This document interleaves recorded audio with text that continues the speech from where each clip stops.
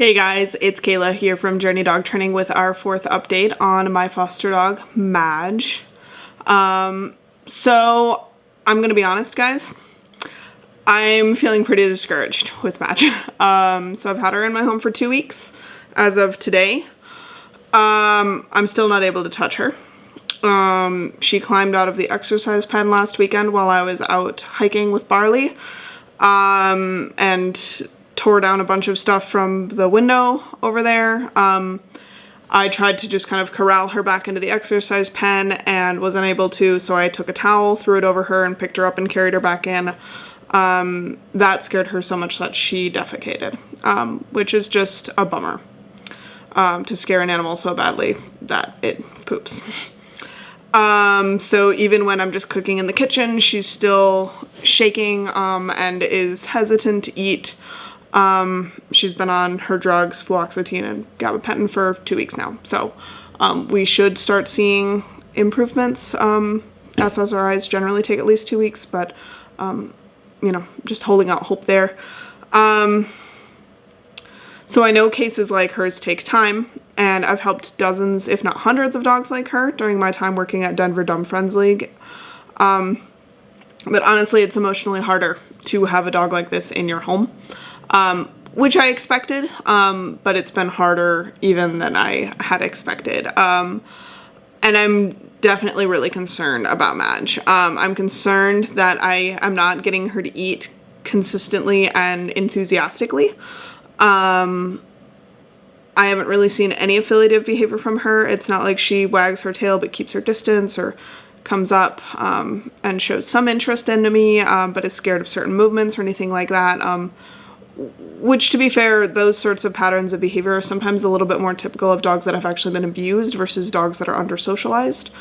But yeah, it's almost impossible to keep her under a threshold. And I knew that she was a really, really tough case. So I'm discouraged. I'm also not surprised. But I also kind of wanted to update you guys on her, and be real with you guys for a bit here. So obviously, Madge still has a place with me, and I'm going to continue working with her for a while. But at some point, we need to start seeing progress with her. And that point is not now, but it is eventually. I have a lot of work travel, and at some point, this coronavirus pandemic is going to be over, I hope. And I'm going to go back to traveling, and she needs to be ready to go on to another foster home or adoptive family by then. Tentatively, that timeline is by July, so it's April 15th. So she's got time. But again, if the reality is, if we don't see progress, her options are really limited. The level of stress and fear that she's experiencing just to being in my home, is not acceptable. I'm hoping that drugs and therapy are going to continue helping that. But it's not fair to expect a dog who's this terrified of people to live with humans forever. And even if it were acceptable kind of morally, it's hard to imagine finding a potential adoptive family that is fine with having a dog that is not potty trained. They can't touch, they can't interact with it, they can't walk it, they can't play with it. It doesn't even want to cuddle with them at night. And of the sort of people who think that they're okay with that, there's even fewer who are capable of handling a dog like that. And they might think that they're okay with, having a dog that's more of like a house cat. But she's not like a house cat. Most good cats will, come interact with you. She's actively scared of you. And that, it honestly hurts my feelings, to walk through my kitchen and have a dog skittering away from me. So, I want to be honest with you guys. Euthanasia might end up being on the table for Madge if, in the next several months. Again, we are nowhere near there yet. If in the next couple months she's unable to make any sort of progress and we don't see any glimmers of hope from her, her options are really limited. There are only so many foster homes that are able to take on a dog like this.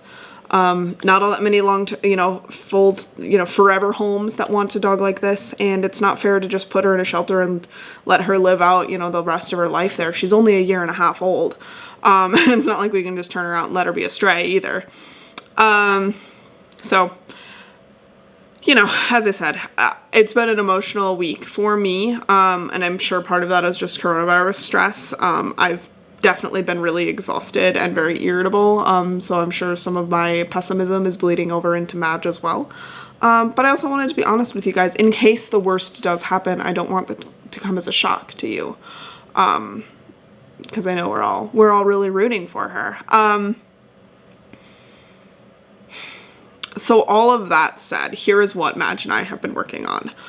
I'm continuing to spoon feed her meals as much as I can. If she's unwilling or unable to eat for more than an hour of me kind of offering food every 5 minutes or so, I am just putting her food down and staying where I am. I don't want to teach her to just wait me out. But I also don't want to starve her. So I'm really trying to walk that line. Again, I don't want to teach her that she can just be more patient than me and then she'll get to eat her food without me interacting with her. So she is still slow and hesitant to eat. Sometimes she's eating off the spoon right away, easy peasy, and sometimes it's like pulling teeth. So I'm continuing to work on hand targets as well. I found she really likes string cheese, so I've been using a lot more string cheese versus hot dogs or other treats. She actually won't eat Zook's training treats at all. But string cheese works, so we're doing string cheese. I'm also practicing looping a slip lead over her head, and then bringing her to sit at my desk while I'm at work.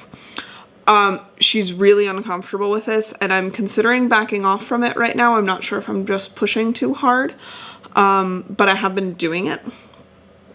And then trying to feed her breakfast while she's sitting at my desk with me. As I said, she's definitely really uncomfortable with it, and I'm still trying to decide whether or not that's a battle that I want to try to fight right now, or if we just want to give her more time, because she definitely is more relaxed over in the kitchen in her confinement area. And then yesterday, Tuesday the 14th, I decided to try an experiment. So my boyfriend leashed up Barley and took him out, and I leashed up Madge. So we had a slip lead over her head and then another leash clipped to the martingale collar on her neck for safety. And we took her out for a walk. She walked really readily on leash. She wasn't scared of the leash pressure, which is nice. She didn't like it for sure, but it's not like being on leash totally freaked her out. She was definitely nervous outside, but not unusual for Madge. And she did quite a bit of sniffing. She did shake off a couple times. She did seem kind of interested in being outdoors. I don't know how helpful it was. So again, I don't think it's necessarily something I'm going to continue doing with her in the short term. It is definitely a goal for her. At some point, any adoptive family is going to want a dog that can at least go outside for bathroom breaks. So at some point, potty training her and getting her out on leash is pretty much necessary. So here's some video from that outing.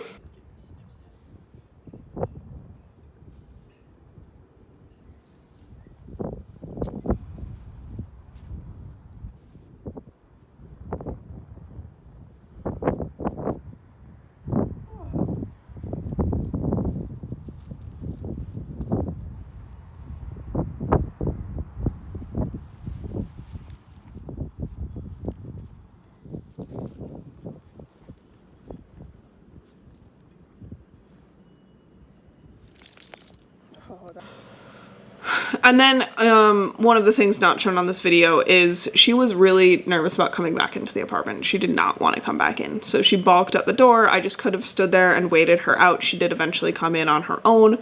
So I didn't pull her through or try to pick her up or anything. Unfortunately, maybe 20 minutes after that little walk, which I was actually decently excited about at the time, it just went smoother than I expected. It wasn't like a breakthrough where it's like, oh my gosh, we're going to take her on a walk every day. But it wasn't as bad as I'd thought it could have been. Anyway, about 20 minutes after that, she slipped out in between my boyfriend's legs, and got out into the apartment. Luckily, we live in an apartment building, so she was not able to get fully outside because I honestly don't know what we would do. I honestly don't think I'd be able to get her back before she got hit by a car if she escaped my apartment. But she, wasn't able to get out of the building, obviously. And I was able to loop the slip lead over her and bring her back indoors. But that was definitely pretty traumatic for her. And it's, it's one of those things where I'm just really kicking myself and like, we have to stop making these mistakes with her, because every time we do that, it's breaking her trust down in us so much. And particularly her trust in me. I've noticed she's actually more comfortable with Jason than she is with me, because I am the one who's slip leading her and recapturing her when she escapes from the X-Pen, or this time that she escaped from the apartment. So we've got some new plans in place to prevent her from escaping when unattended or from slipping out the doorway. So when she's unattended now, when both of us are out of the apartment, she is being put in her crate. It's unfortunate. Getting her, kind of scooting her into the crate, is not the best thing in the world, but it's definitely less traumatic for her than trying to catch her if she's out in the full apartment. And then as far as keeping her from escaping the apartment itself, we now have a baby gate leaning up against the door. So when you're about to go out the door, if she looks interested in following at all, most of the time she's clearly cowering away from the door and is not interested. But if she's following us towards the door at all, we're picking up that gate and putting it across the entryway so that she would have to hop over the baby gate and then slip out through the door. So just kind of 2 levels of safety, because again, not only is it dangerous for her to be getting out like this, again, if she got out to the street, I don't think we'd be able to get her back safely. I don't know how we would do it. I've got a couple ideas, but it's not an option. It's not, that is not a thing that we can allow to happen. And then 2, it's just so stressful for her and takes our training so many steps backwards. So we're really trying to avoid that. So, as I said, I've been feeling kind of bummed. So I spent quite a bit of time today talking with other members from the International Association of Animal Behavior Consultants on our members only Facebook page. And I was getting a lot of consistent feedback from people that I'm probably pushing her too hard, too fast. So we're going to take a couple steps back. I'm going to, continue trying to train with her, hand targets, treat and retreat sort of stuff. Giving her some puzzle toys and just letting her play with those while I'm nearby. But I'm going to kind of decrease the intensity of our training sessions a little bit. So I'm still going to try to interact with her and train with her several times a day, every day.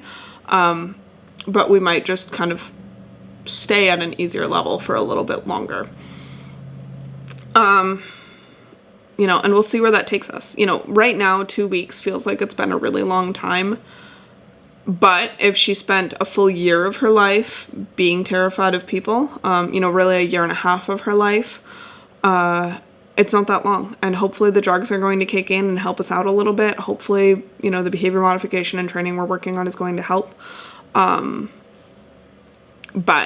I just have to be patient, and that's hard right now. So yeah, I'll keep you guys posted. I think we're probably going to basically continue spoon feeding her as much as we can. Working on hand targets with her. I'm going to try and start getting her to move towards a leash and tolerate being leashed, rather than just leashing her up and forcing her to come over to my desk. So that is one thing I'm probably going to cut out instead of bringing her over to my desk while I'm working, which I've been doing for the last 3 days. Instead, I'm going to take my computer over to her area and just sit with her for a little while she's eating, or even just, after she's eating, and just hang out for a while away from her, but let her have the option to come closer or further away from me. And then working on leashing separately from that. So I'm not going to continue putting a leash on her when she's not ready for it. So, I hope I didn't bum everyone out too much, but I do want to, keep being honest about where we're at with Madge. And if you guys are dealing with a similar case, and you're feeling really discouraged, me too, bro.